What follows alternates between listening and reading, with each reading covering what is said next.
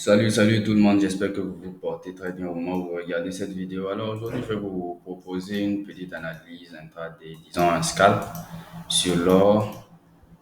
Disons que c'est un peu plus l'actif que je peux faire le plus trader.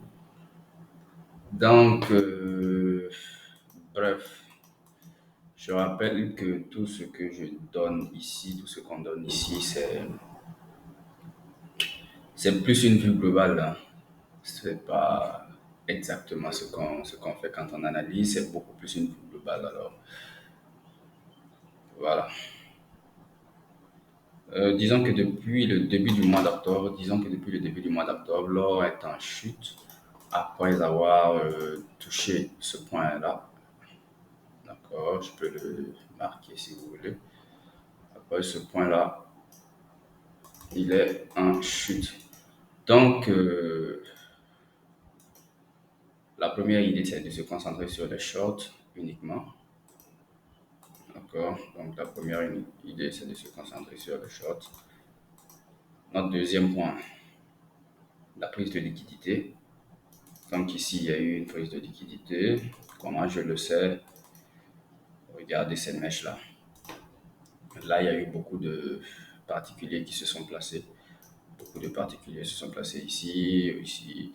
Achat sur le rebond de la ligne de tendance, buy. Achat sur le rebond de la ligne de tendance, buy. On met le SL en bas, on se fait sortir jusqu'ici.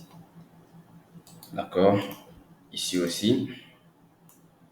Ah ouais, achat sur le support, buy, achat sur le support, buy. Et là, on se fait sortir encore. Donc, il y a eu une prise de liquidité depuis cette zone-là, sur toute cette zone-là. Et en prime, vous avez de grosses bougies baissières comme ça. Forcément, il y a eu une prise de liquidité. D'accord? Forcément.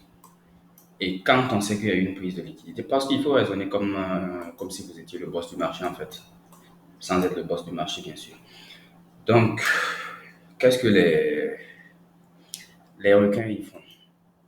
Ils s'achètent pour vendre ou ils vendent pour acheter. C'est la logique en fait. Ils achètent pour vendre ou ils vendent pour acheter. Parce qu'il faut rappeler que le marché c'est un jeu à somme nulle, un zero sum game. D'accord? Zero sum game. Quand vous perdez, il y a forcément quelqu'un qui gagne. Et quand vous gagnez, il y a forcément quelqu'un qui perd. Donc, petite idée, avant de se poser, avant de se placer sur un trade, il est toujours important de se demander qui perd. D'accord? Dans cette zone-là, qui perd?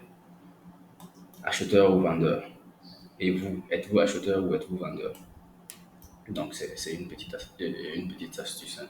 Et si vous n'arrivez pas à répondre à cette question avant de vous placer, il y a de fortes chances que vous fassiez partie de ceux qui vont perdre. Donc, après avoir trouvé ma zone de prise de liquidité, ça c'est ma deuxième étape perso. Ma deuxième étape perso. En temps normal, j'aurais marqué cette zone-là. D'accord? J'aurais marqué cette zone-là. Mais vu qu'elle a déjà été violée, je sais pas trop. La seule zone qui me reste, c'est celle-là. La seule zone qui me reste, c'est celle-là. Oui, évidemment, il y en a qui vont préférer tracer ça comme ça. Je suis pas trop SMC, ni SND, ni ces trucs chelous-là. Personnellement, je pense que le marché, il n'en a rien à foutre. Désolé, mais le marché, il s'en fout de tout ça, de ces concepts bizarres qui pilotent sur le web. Le marché se concentre sur le prix. Les acteurs, ils se concentrent uniquement sur le prix. Et le prix, il est retracé sur les bougies. Donc, moi, personnellement, je me concentre sur les bougies et sur le prix uniquement. D'accord? Donc, ça, c'est personnel. Je le trace comme ça. Je marque ma zone comme ça. D'accord? Donc, après, j'irai sur une unité de temps un peu plus inférieure pour beaucoup plus marquer ma zone. Comme je le dis, c'est personnel, j'ai mes raisons. Je sais pourquoi je place mes zones comme ça sur des unités de temps précises en fait. Donc, je n'ai pas à m'embrouiller.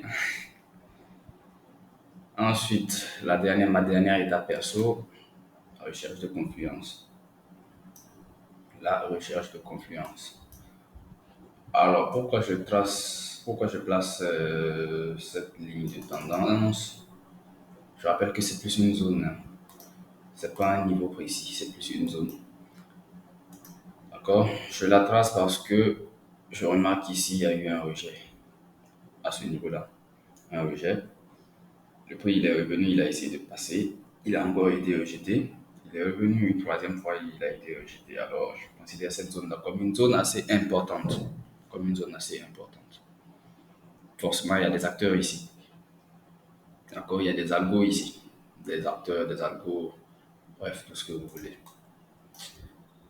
Donc, si le marché ne casse pas ce dernier niveau bas ici, là, s'il ne casse pas ce dernier niveau bas là, probablement il va revenir dans cette zone avant de shorter. D'accord? Probablement il va revenir dans cette zone avant de shorter. Par contre, s'il casse ici, bah, tout ça, ça va plus nous intéresser vraiment. Ça va plus vraiment nous, pardon, ça va plus vraiment nous intéresser. Et si jamais il revient et qu'il passe ce haut là, bah, ça va plus nous intéresser non plus. D'accord? Ça va plus nous intéresser non plus. Ce qui est aussi une possibilité, vu qu'il y a nos frères d'armes qui se sont forcément placés ici quelque part. Je ne sais pas s'ils ont été liquidés ou pas, je sais pas. Ouais. Ouais, vendre sur la ligne de tendance. Ici, celle. Ouais, celle. Bref, ce sont nos frères d'armes. Donc, voilà brièvement ce que j'avais à vous donner aujourd'hui. On se donne rendez-vous sur le résultat peut-être ou dans une nouvelle vidéo. Peut-être que je vais faire une nouvelle vidéo sur l'issue de ce trade. Dans tous les cas, le temps